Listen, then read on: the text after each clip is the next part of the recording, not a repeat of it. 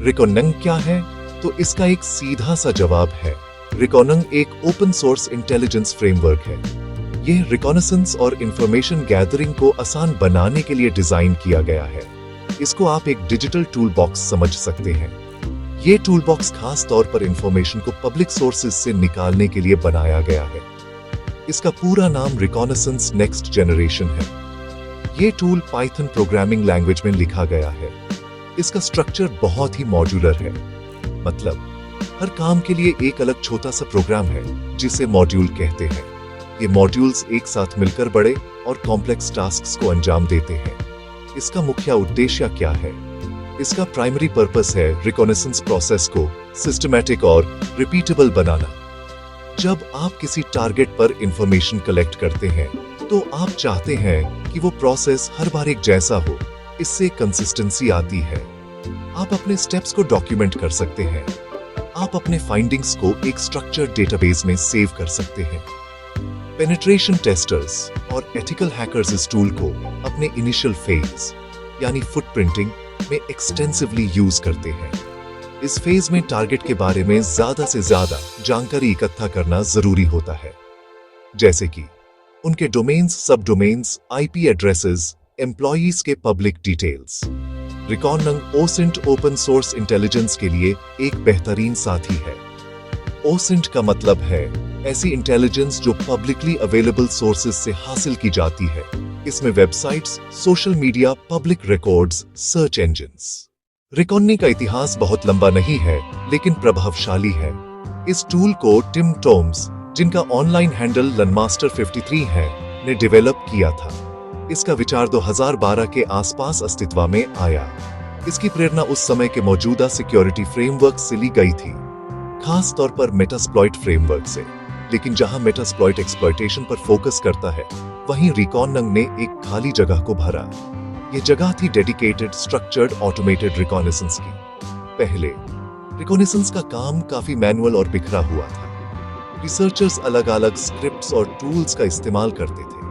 Data को manage करना मुश्किल था। रिकॉनंग ने इस सबको एक ही छत के नीचे ला दिया। इसका विकास कम्युनिटी ड्रिवन रहा है। शुरुआत से ही इसका मॉड्यूलर डिजाइन डेवलपर्स को आकर्षित करता था। सिक्योरिटी प्रोफेशनल्स, हॉबीइस्ट्स ने अपने खुद के मॉड्यूल्स बनाना शुरू कर दिए। इससे इसकी क्षमता तेजी से बढ़ी। नए डाटा सोर्सेज, एपीआईज को इसमें इंटीग्रेट किया गया। जैसे जैसे ओसिंट का महत्व बढ़ता गया, वैसे वैसे रिकॉनंग की पॉपुलैरिटी भी बढ़ती गई। आज ये हर पेनिट्रेशन टेस्टर, ओसिंट एनालिस्ट के टूलकिट का एक अनिवार्य हिस्सा बन चुका है। इसकी लेगेसी इसके सिंप्लिसिटी और पावर में है। ये साबित करता है कि एक अच्छा टूल कॉम्प्लेक्स होने की जरूरत नहीं है। लिनक्स बेस्ड सिस्टम्स पर इसको इंस्टॉल करना बहुत आसान है। सबसे पहले आपको अपने सिस्टम को अपडेट करना चाहिए। एक टर्मिनल खोलिए और sudo apt update, sudo apt upgrade command चलाएं। ये सुनिश्चित करेगा कि आपके सभी पैकेजेस अप टू डेट हैं। इसके बाद आपको चेक करना होगा कि आपके सिस्टम में Python 3 इंस्टॉल्ड है या नहीं। इसके लिए Python 3 वर्जन कमांड का इस्तेमाल करें। रिकॉनंग Python 3 पर चलता है, इसलिए यह एक जरूरी डिपेंडेंसी है। अगर Python 3 नहीं है तो इसे sudo apt install Python 3 पिप से इंस्टॉल कर लें। इंस्टॉलेशन के अगले कदम में आपको रिकॉनंग की ऑफिशियल रिपोजिटरी को क्लोन करना होगा। इसके लिए गिट का इस्तेमाल होता है। कमांड है git clone https://github.com/lanmaster53/reconung.git। ये कमांड इंटरनेट से सारी फाइल्स डाउनलोड करके आपके करंट डायरेक्टरी में एक रिकॉनंग नाम का फोल्डर बना देगी। इसके बाद उस फोल्डर के अंदर जाने के लिए cd रिकॉनंग कमांड चलाएं। अब आपको इसकी जरूरी पाइथन लाइब्रेरीज को इंस्टॉल करना है।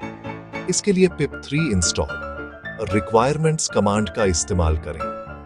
यह कमांड रिक्वायरमेंट्स फाइल में लिस्ट की हुई सभी डिपेंडेंसीज को ऑटोमेटिकली इंस्टॉल कर देगी। बस अब आप तैयार हैं।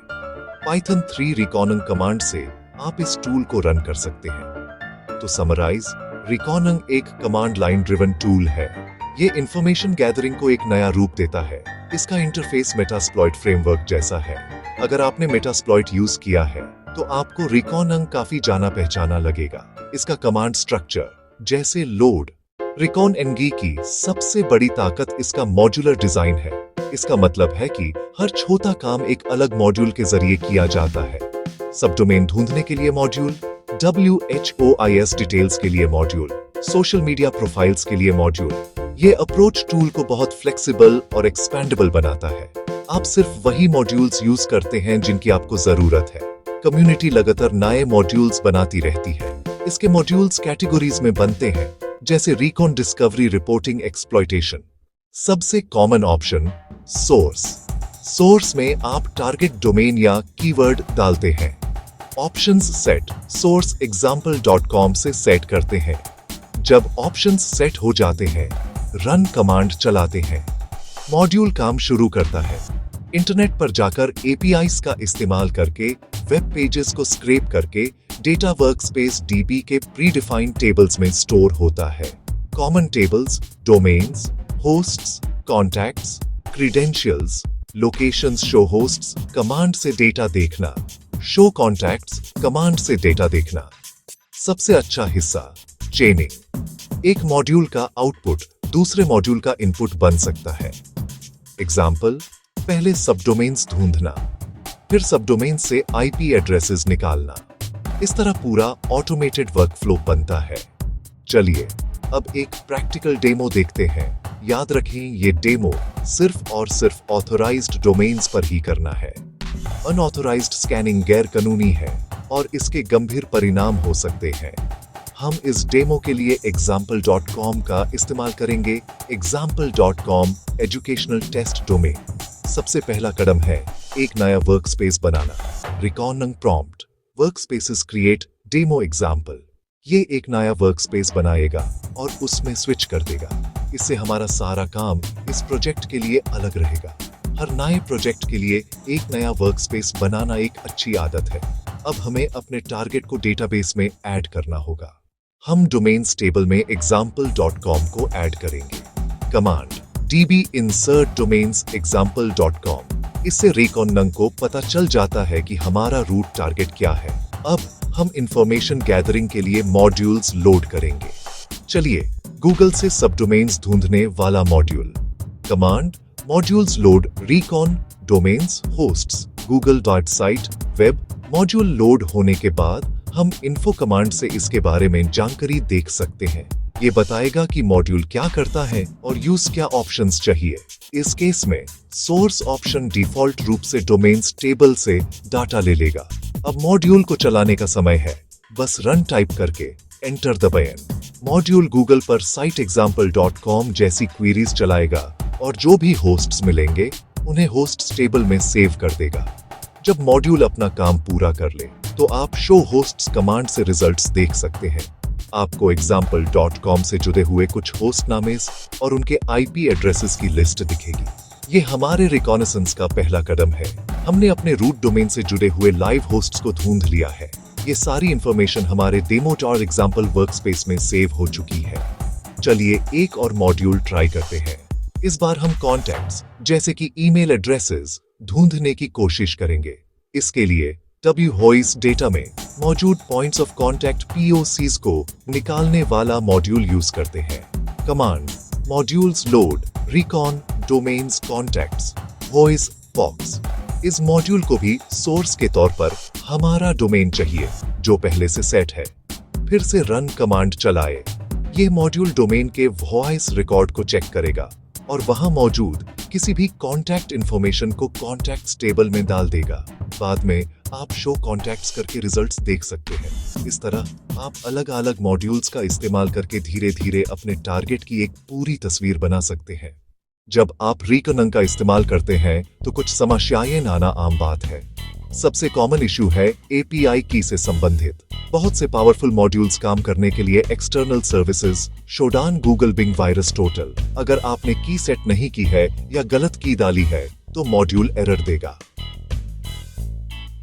इसका समाधान है कीज ऐड कमांड का इस्तेमाल करना। हमेशा डबल चेक करें कि आपने की सही से कॉपी पेस्ट की है। कभी कभी आप सर्विस की रेट लिमिट को पार कर जाते हैं। ऐसे में आपको उस सर्विस के डैशबोर्ड पर जाकर अपनी यूसेज चेक करनी होगी और थोड़ा इंतजार करना पड़ेगा। एक और आम समस्या है मॉड्यूल इंपोर्ट फेलियर।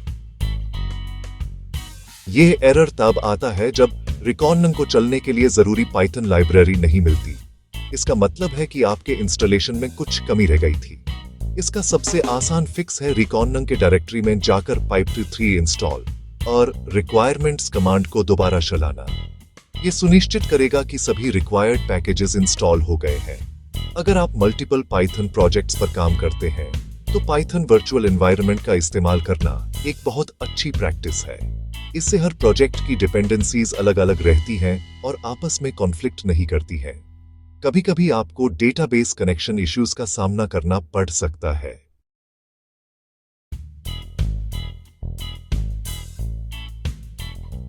ये अक्सर तब होता है जब रिकॉनन के पास वर्कस्पेस डायरेक्टरी में फाइल्स बनाने या लिखने की परमिशन नहीं होती। सुनिश्चित करें कि आपने रिकॉनन को ऐसी जगह रखा है जहां आपके यूजर को राइट परमिशंस हैं। अगर समस्या बनी रहती है तो आप वर्कस्पेस को डिलीट करके दोबारा बनाने की कोशिश कर सकते हैं।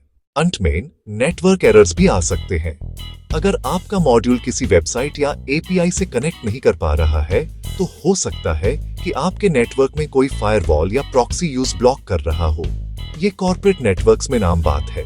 चेक करें कि आप इंटरनेट से ठीक से जुड़े हैं। आप पिंग google.com जैसी कमांड से अपनी कनेक्टिविटी टेस्ट कर सकते हैं। अगर आप एक प्रॉक्सी के पीछे हैं तो आपको अपने सिस्टम एनवायरनमेंट वेरिएबल्स में प्रॉक्सी सेटिंग्स कॉन्फ़िगर करनी पड़ सकती है। इन छोटी छोटी चीजों का ध्यान रखने से आपका रिकॉनन एक्सपीरियंस स्मूथ रहेगा। रिकॉनन से डाटा कलेक्ट करना तो सिर्फ आधा काम है।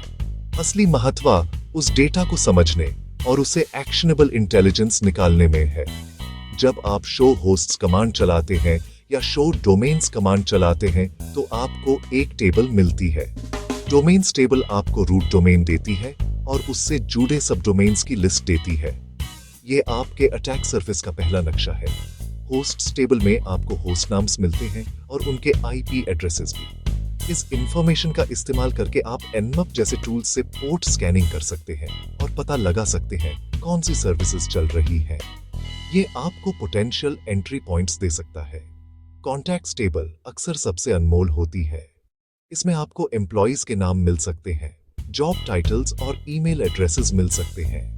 ये इंफॉर्मेशन सोशल इंजीनियरिंग के लिए इस्तेमाल हो सकती है या फिशिंग कैंपेन्स के लिए एथिकल कॉन्टेक्स्ट में, जैसे red team exercises. Credentials table में अगर कुछ मिलता है तो ये एक बहुत बड़ी जीत है।